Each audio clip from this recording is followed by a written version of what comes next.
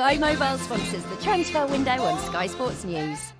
OK, let's have a chat about Chelsea. £1.19 billion of signings under Todd Boehly so far, and quite a few in this window. Sue, I'll just start with the main question. Have they spent the money wisely?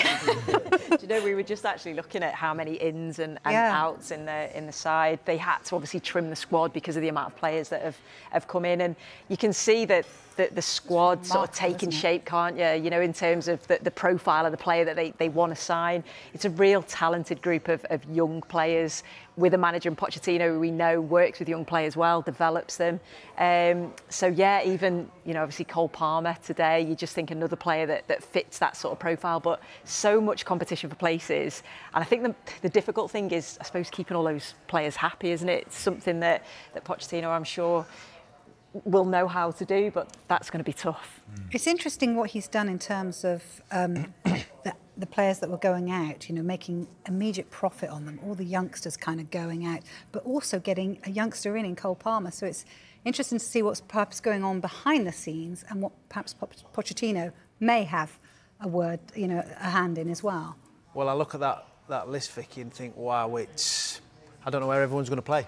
No. Sue just mentioned it there. How do you keep everyone happy? And I look at this transfer window with Disasi coming in, Jackson, who I'm a big fan of, from Villarreal, and Kunku. They had a nightmare with him in the summer being injured.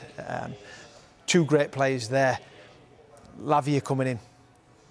Sometimes I look at it and think, is there a structure behind this, or is it let's just go and sign all the young players, pay over the odds? In my opinion, I mean, the Lavia one, 58 million. I think Southampton wanted 50 when Liverpool were after them, so they just went and said, we'll pay more than that, but we'll get them. Casado one, I like the way that went. That was a player that they looked at, they put everything into it and said, we're going to work and get that, and it did, it came out. The Cole Palmer one, they do look at young players, and they look at development, and you think, are we going to try and make a profit on these players? It's going to be tough because they've paid an awful lot of money for them, but only time will tell. They've got a manager in charge who I think can develop young players, and he will improve where they are, and we've certainly seen that in early on this season. I think that's key though. Like you speak about the age.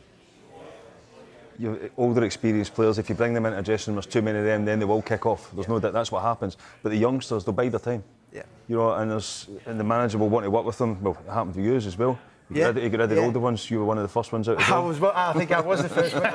You had to chuck that one in, but I made But in terms of youngsters, you get time to work with them, and that it's a project. There's no going forward for Chelsea. I don't think it's going to be an overnight success. They've brought in a lot of youngsters. They're going to work with them, and as Michael says, the manager will make them better players. There's no doubt about it. It's a long-term project, as you say. It's a lot of young players. It's very long-term deals, and in some cases, it's a lot of money as well. Is this project, this strategy, a gamble? Is it a risk, Clinton? Yeah, it could be a risk, but I think they've got the right manager there. I think Pochettino is a brilliant manager. As we said, they've signed a lot of youngsters. He's good at developing younger players and improving them. And for the start of the season, I've seen them, Chelsea, they look a very good team. And they've got a lot of injuries at the back. So you still say you've got the youngsters, but you still need your experienced players like Thiago at the back who will lead and guide the youngsters. And I think the signing of Cole Palmer, outstanding. We looked at that list and see someone like a Raheem Sterling who looks like he's back to his best, and he'll be important for them.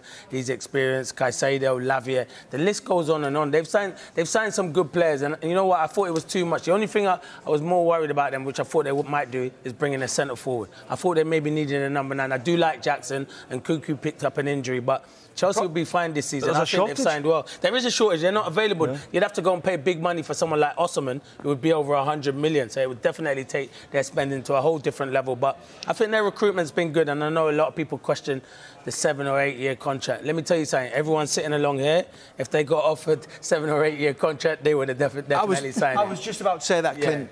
I think that's the risk. We've seen the list on there. It's 30-plus players, and they've all got long contracts. They all can't play. Some will be good, some won't be so good. But their long contracts is to kind of get round the FFP rules. Yeah, that's why. I agree with that, Vicky, but then we look at Callum Hudson-Odoi. 3 or 4 years ago, everyone wanted him. He was put on a long contract on an awful lot of money and hasn't really kicked a ball for Chelsea. So they've got rid of him for 3 or 5 million to Nottingham Forest. So they take over his contract and they'll be paying that. What happens if 10 of those players don't fulfil their potential? Well, that's what happened. Well, it might be 15 of those players, and that is the risk. Put a lot of young kids on their books, haven't they? Yeah.